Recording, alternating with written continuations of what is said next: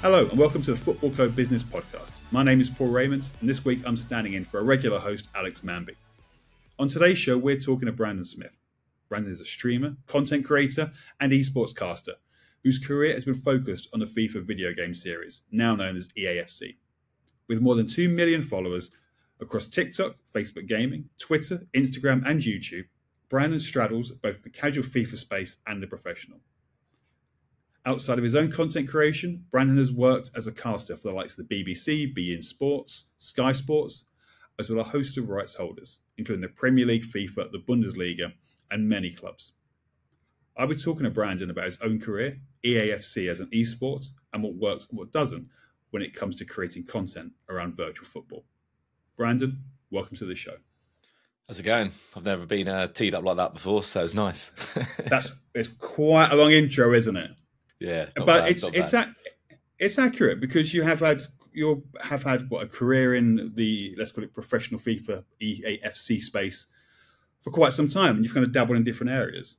Yeah, no, definitely. I think you're sort of in the middle, aren't you, between traditional real life football and I guess gaming and esports, and you're sort of just in the middle. Hence why you've got to be across everything really, in terms of social media to obviously all sort of gaming.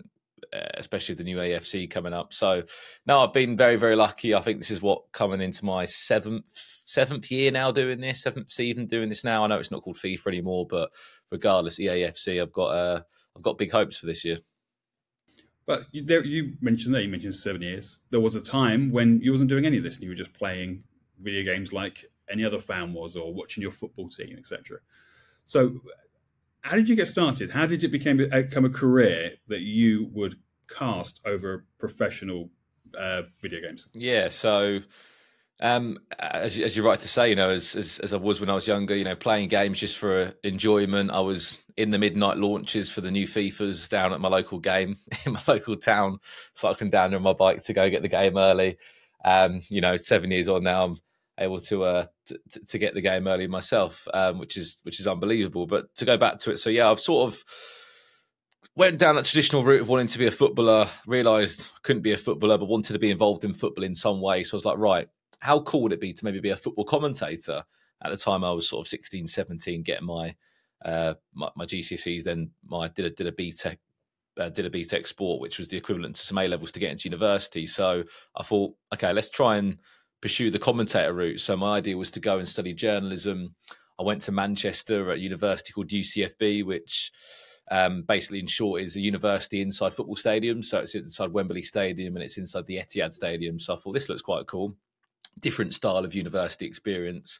Studied multimedia sports journalism there. And when I was at university, I was just doing everything I could in terms of, work experience. I was going down to local football clubs from Curzon Ashtons to FC United of Manchester, offering my my time and probably not much expertise in commentary at the time, but just to help them out. A lot of these clubs desperate for students to help their media teams. And at that time as well, I, in my spare time, was playing FIFA competitively, aka playing in tournaments where you could win maybe £50, £100, but I was absolutely terrible and I would get knocked out in the first or second round. But again, it was a space I wanted to be involved in. So I started to sort of commentate on the finals, like get the players to send me the footage after it was played and then commentate in real life time. And basically just started to try and, I guess, be a commentator. And I think it was maybe 6 months into that first year of my university degree, a friend of a friend basically came to me and said, look, there's this guy in Ireland that's running this league, this sort of pro league with clubs in it like Wolverhampton Wanderers, Shamrock Rovers. They've all got a player in there. They need a resident commentator to do it. You've got to produce the stream. You've got to get all the gameplay in sync. You've got to commentate it as well. And it's also 14 weeks long and you're on your own. There's no co-commentator or anything. And I was like, this is what I've been waiting for, an opportunity like this, money aside. Did that and it just sort of went from there. Like, opportunities started to come up. EA Sports launched a competition looking for the next 2 FIFA commentators at the time it was. And I went for that tournament with a good friend of mine and fellow student, Richard Buckley, who now we've been working in the space together for a long time. But we went for this competition, went down to London, got into the final. The winners of that went to go and commentate on the biggest FIFA tournament at the time in Berlin, which was $160,000 tournament. And it just snowballed from there. You know, the timing you could say was right, but maybe that little bit of work and expertise before it sort of worked wonders for us. But it was a case of like the timing was perfect, and when every opportunity came up, we just took it and we took it and we took it, and it got to a stage of like that this could either be a career now or this could just be a hobby. And we went down the career route, and we got representation, and then we obviously started earning proper money for our job, and now look, you know, EAFC's here, and fingers crossed we're on to commentate our 7th sort of pro season in a row, and that's sort of following the season from start to finish, from the start to the World Championship. So it's been a pretty crazy journey, but I am, you could say, still a qualified journalist, but just working in esports, commentating FIFA. I mean, you say a qualified journalist. I mean, it's a broad church, and what you do definitely falls into that space. But you also mentioned there your background and how you started, where you commentate over, let's call it real football, to try to separate between the two. How much do you think those kind of two roles differ? Because I think it's very hard sometimes for people to understand what you do without seeing or hearing what you do. And it seems like a challenge, because you have this almost like kind of like two roles. You need to know, in the sense of the competitive scene, you need to know the players who are playing the game, who they are, their strengths, their weaknesses, their history, their win-loss record, or this kind of stuff. But then you also need to know the cards, or the ultimate team players, and that just seems, and the intricacies of gameplay. It just seems like almost a more complicated way to commentate on football than just commentating over what most people are used to.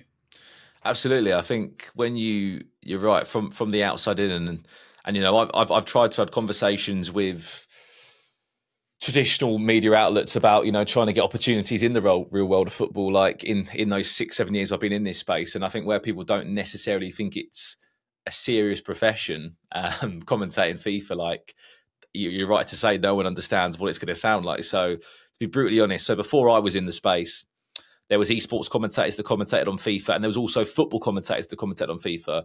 But a football commentator would come in and obviously think it's just a football commentary. But realistically, you're right, you break it down, it's like, right, you need to speak about Jude Bellingham's brand new rating. You know, let's just say he's got, I don't know, 78 physical.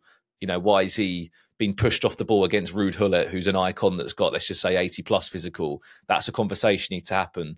But then you also need to speak about the fact that Jude Bellingham's had a massive upgrade this year on his ultimate team item, because he's having the most incredible career ever, and he's moved to Real Madrid. And then you've also got another conversation of, right, this is football now, but there's been a goal, Neymar's just scored it. You've got a commentator like a Neymar goal, and then you've also got the fact that Tex is controlling the player. Tex is one of the most well-known pro players in the world, for those that don't know.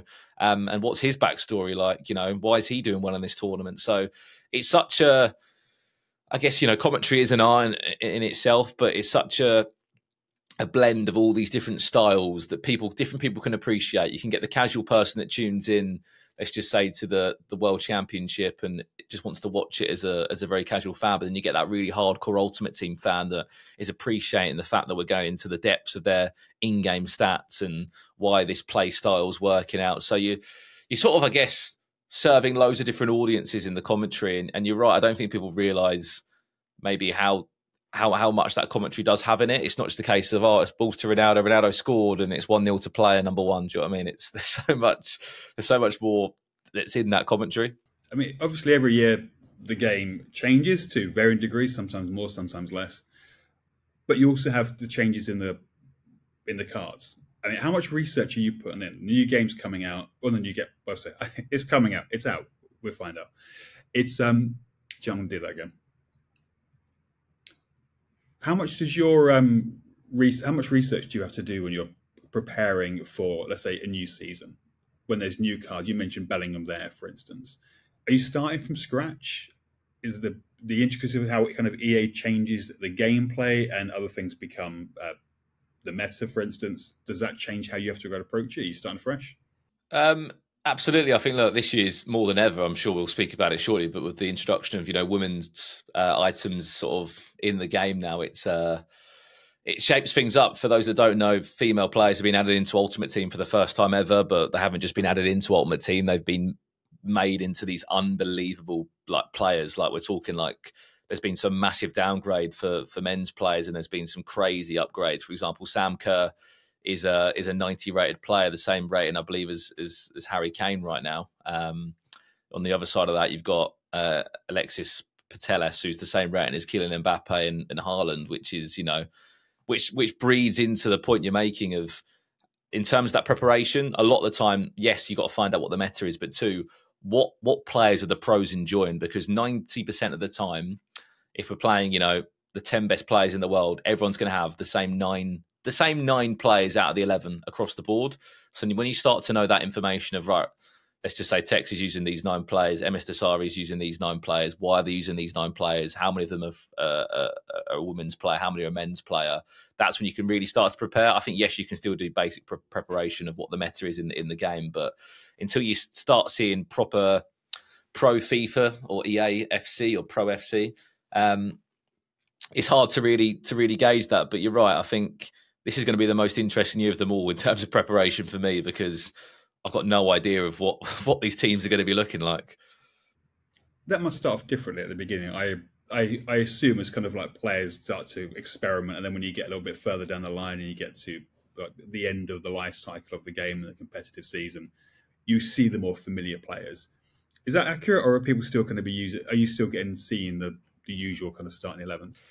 You're right. It will change all the time. And the reason for that is, one, the game will change. For those that don't know, basically the game has regular updates and patches, they call it, where let's just say, Haaland's heading's just an absolute joke. They'll have to patch that and maybe make it fair. Basically, it's whatever people start whining about. When people start whining about, the fact that this keeps happening and it's getting them really frustrated, they'll change it. And for the pros, that will constantly change as well. Got to remember as well, as you said, promos happen in the year. Like EA do loads of different promos, like let's just say Team of the Year, which is one of the big ones. Icons will then get upgrades. That changes them. I think the only players that we'll see throughout the whole year that will remain the same is players, let's just say, like maybe those top women's players, maybe like Alexis Putellas could be one of those, Mbappe, and then icons, Hullets, R9s, Pelés. These are players that are just irreplaceable, regardless of what players come out into the game. So there will be changes. And you're right, the squads will constantly change throughout the year. But the first month's exciting because no one really knows what they're doing. It's just a case of trial and error. We've been speaking about the competitive scene. We haven't really actually kind of illustrated kind of what it is. I know EA only really kind of went out with how the competitive EAFC competition is going to look this year. I know it's quite complicated. There are layers to it, and it's not maybe as straightforward as it has been in previous years. Can you just give us a short rundown of what competitive FIFA looks like in terms of a calendar and competitions? Who is doing what? Yeah, absolutely. So, look, this is a bit of a groundbreaking year because it's the first time that FIFA, the governing body, is not involved. So, a bit of context: that EA and FIFA used to work together, not just on the naming rights of the game, but for example, FIFA, the governing body, would host the World Championships every year for the game, and EA would basically do a lot of the groundwork building up to that in terms of activating leagues like E-Premier League. Basically, any football league in the world, just put an E or a virtual in front of it, and that's basically what happens. Like the virtual Bundesliga, E-La Liga, E-Champions League, E-Premier League, E-League One, E-Divisa, E-MLS. These are all things that will be happening this year. So, yes, FIFA out of the equation. But to break down the year, very simple. October, and basically now while we're talking, the game's out, players are getting familiar with the games, they're building their dream team. I know we'll come on to how much they're spending probably in a minute or so, but they're building their dream teams, which is what Ultimate Team's all about. Getting used to the game. October, I believe, is a bit of a month where they're just going to grind the game, play online qualifiers, grind the game in short terms, play a lot of it, compete against the best players in the world. And then I'm hearing from sort of the winter onwards until February, there's going to be some sort of FC Pro events, maybe a league. There was a league last year. I believe we could be seeing a league again, which is basically like over X amount of weeks, players play against each other. And then I believe from February to May, that's when we're going to see all those partner leagues. So E-Premier League will come back, I'm sure, virtual Bundesliga, E-La Liga. These are leagues that have been set up for, let's just say, English players in England, Spanish players in Spain. There'll be lots of money on the line for those tournaments. And if you perform well in them, you will then qualify for what will be the end event, which was FIFA's major event. Now it's going to be EA's World Championship, where basically there's going to be, I think it was announced as $1 million prize pool for it this year. And it's 1v1 FIFA, so the winner gets 250k. I think that's already been announced, which is massive. So basically, you're trying to perform well in all these tournaments to get yourself to this World Championship, which I believe is going to happen at sort of June, July time next year. So that's the calendar season this year. Should be packed full of some great events and opportunities for myself. So I'm looking forward to it. And yeah, it's the first time the EA have hosted that championship crowning moment. Is this a case where if you're a professional player and you're represented, let's use your team, let's say Brighton. You've represented Brighton in the Premier League. Can you also then represent Bayern Munich in the virtual Bundesliga? Or is it separated in that sense? Separated. So, there's been a couple of question marks before, but for example, these leagues are pretty strict with you need to be a resident of Germany or born in Germany to play in the virtual Bundesliga as a whole. I know there's been a couple of, I think it's more the resident than born in Germany. There's been players that move over to different locations to play in different leagues because these are pro players and they're looking for any sort of, for example, last year there was a German player that played in the EMLS, never has lived in the USA before, but played in the USA tournament. So you can only play in one league. In short, you must be a resident there, whether you've got to go out and live there for a bit of time or sign up to your residency. But you can only play in one league. So it does limit those opportunities, if that makes sense. It does. I mean, you've referenced there somebody literally moving to another country to gain an advantage, or to gain an advantage would be fair. How much, from what you see, how much time, not just money, but how much time are pros playing in becoming the best at EAFC? Well, this is the thing, isn't it? It's there's such a stigma, isn't there, around gaming and esports players in general. I reckon they're playing at this time of the year. They've got to be playing. I'm talking, let's just be realistic here. A player probably wakes up at 10, 11 a.m. in the morning. I reckon they're playing from midday till the early hours of the morning. Yes, there's breaks in between, but I reckon they're playing for 12 hours, and just grinding the game, playing against other pro players, ripping packs. And you have to remember, I think if you're a top level FIFA player or FC Pro, you can be looking at a salary of, I don't know, let's just say 5k a month, 10k a month plus. Yes, you're expected to stream, and yes, you're expected to activate brand deals when they come in for your team. But if you're a top level FIFA player, I think you could be looking at a good 10k plus a month. Some of those contracts could be 2 years if you're smart. It's a lot of money, and then prize money on top. There's players out there that have made, for example, Nicholas 99, an Argentinian player. He's been playing since FIFA 18 to 2018. We're 5 years in now since then. The guy's made $675,000 on prize earnings. That's without a wage. And again, people can say, but it's not fair. They're putting all these FIFA points or FC points in the game, but it's a business expense for them, really. I'm not saying everyone should do that, but if you're a pro player, you could be making this sort of money back. Yeah, there seems to be. I mean, you mentioned that, right? It's a business expense. It's them investing in their team in a sense, and kind of trying to build their team. As we mentioned before, you kind of straddle both of these lines, right? You work as a content creator, creating content for your own channels, as well as what you do with brands and rights holders. There's that expense as well. You can't move at the moment for going through social channels and seeing people, whether it's you or other content creators, packing and packing and packing it. Some do it a lot more than others, obviously. But how much do you think is being spent there in this short period of time? Is it a case where everyone just kind of dumps in the first couple of months and goes very heavy on this, and then it kind of peters out? Yeah, so you only, to be brutally honest to you, you only go big at the start if you're a player. So I just spoke to a French player before coming on this podcast. I put his team up on my social media the other day. The guy spent 328,000 FC points. So just for quick maths, you're looking at, with a discount, you're looking at about £70, let's say, for 12,000 FC points. So do all your 12,000s into 328,000. In short, I'm looking at just under 2k, I think, that guy may have spent. That's a lot. It's a lot, but again, It's such a difficult one because, look, if you're listening to this podcast and you're someone that moans about like pay to win and all these conversations, look, there's conversations you can argue about because there are restrictions a lot of the time in these qualifiers, which then opens up the conversation that yes, you can still pay and hope to have loads of coins and have icons in your team, but necessarily can't use them all because there's restrictions, which basically doesn't allow you to go crazy on your team. But on top of that as well, like as we said, teams will help players. You know, if you've got a team that's got money, they're going to help the player start for the season. They're going to give him the money. They're going to give him that £2,000, £3,000, £4,000 to put into the FC points. Me personally, I think last year, to be brutally honest, I spent I think like £2,000 on points. But then for me, that allowed me to make loads of videos across the year and allowed me to make X amount back. You know, so it depends where you're coming into this from. Like, I fully understand the conversations of the parents going, "Oh, my son wants this and wants us to spend FC points." Fully understand it from that point of view.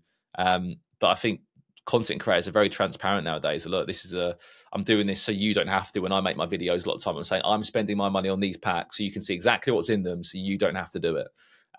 You know, when EA released these crazy packs that maybe cost like £20 a hit. So yeah, it's blurred lines, I'll be honest, I think, from depending on who you're speaking to about packs and points and how much people are spending. So one thing I think that's quite obvious from your channel is it's not all about packs.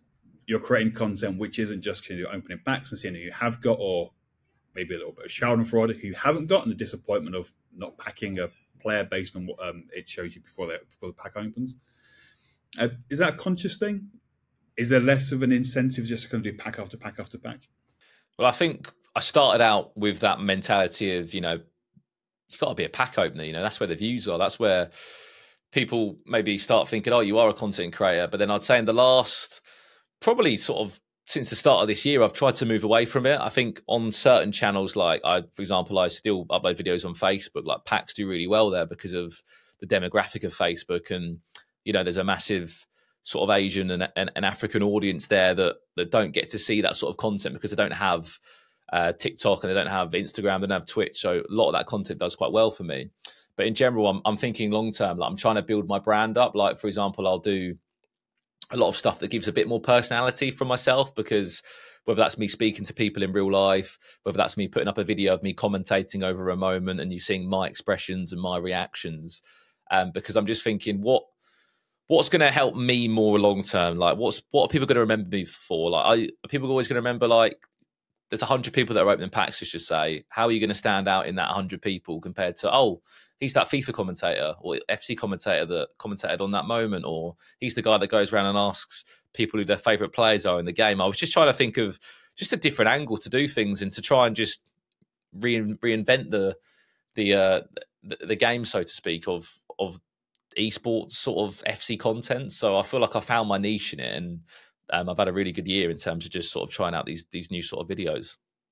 You say you've had a really good year. I've seen the numbers. It is a really good year. Yeah, it's been crazy. Do you have any of them like to hand at the moment? Just give me an idea of kind of like the growth. Yeah, so I think at the start of last year, so we're talking at the start of FIFA 23. Now we're at the end of FIFA 23 EAFC.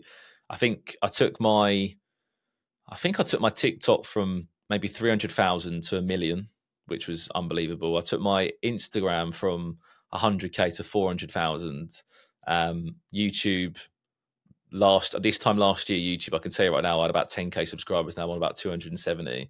Just growth that I never thought would be imaginable. You know, you sit there and you know, it sounds petty, but like, I'd sit there and think about that YouTube 100K plaque and every kid's dream. And I was like, I'm never going to get there. I'm never going to get it. And then short form content arrived and I'm like, this is my thing. You know, shorts is the way to go. And these platforms have been so rewarding now. Like on YouTube, you can now make a living off short videos because there's ads on them. TikTok now just brought in this new thing where if you post 60-second or long videos, you can make some really good ad revenue. For example, to be brutally honest, I did a video the other day. It did 1 million views on TikTok, and it's paid like £200 for a 60-second video. Like, and that video is still going to get views. Like, that's ridiculous. A 60-second video paying £200. Like, some YouTube videos don't even get that get like really good views. That seems to be a big divergence from what was maybe associated with traditional kind of FIFA content creation maybe a few years ago, in that it seemed to be all focused towards towards long form streaming and content creation like that. So from what you're saying, then you're seeing that it's shifted a lot in terms of your content creation anyway, to more of the forms like TikTok, like Reels, like YouTube Shorts, and that's where the growth has come, and that's what you're now kind of adapting your content for.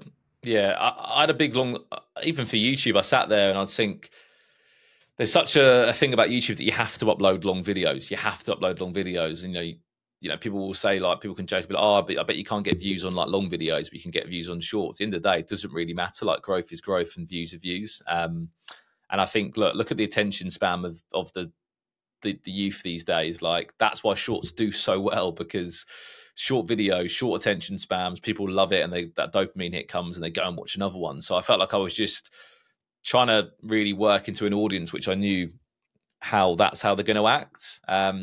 But I am trying out different stuff. I still do stream. I still do try and do long videos, but it's like, try and think about what deserves to be a long video. You know, what actually is going to earn its place as a long video.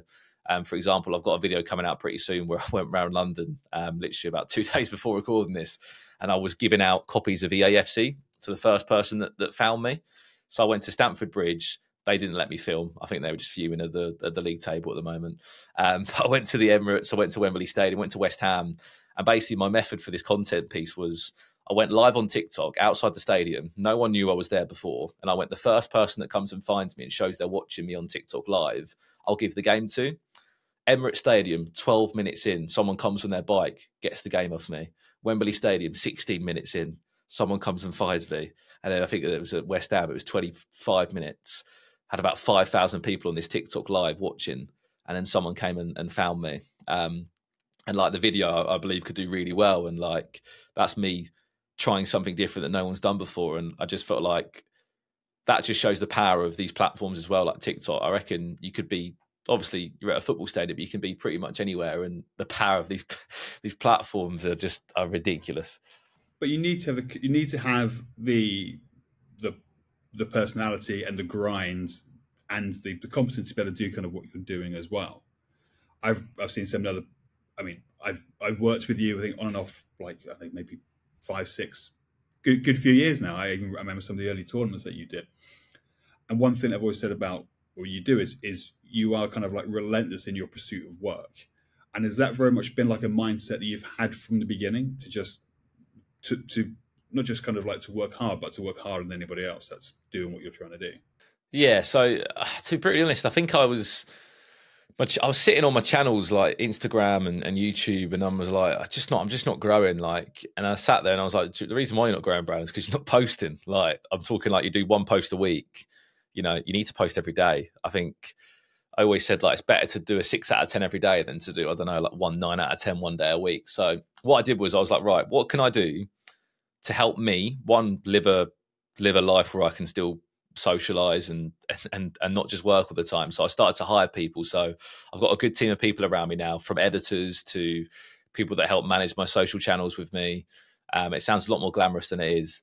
But basically, just to ensure that we've got videos going out every day. So I'm always pre-planning ahead, like, I want to have a video going out every day, because consistency is what's going to grow the channels, and it will. Every day, you're not going to be able to get a masterpiece, and you're not going to get 1 million views every day. But, you know, if you can do 50K one day views and 100K the next day, then 1 million the next day, then 200K the next day, do you know what I mean? Across the month, that looks so much more prettier, and there's just constant growth, and you've got people coming back to you because they're like, oh, what's Brandon uploaded today? So I guess to answer your question, it's like, I've always had that work ethic. But I also understand that you sort of need to be relentless in this game to be successful. You know, look at the big creators. You know, Castro, I know he took a break from streaming, but that guy was showing up every single day to stream and make videos. And if you want to be recognized, you just have to be on it, and you have to be relentless, and you have to be committed to it.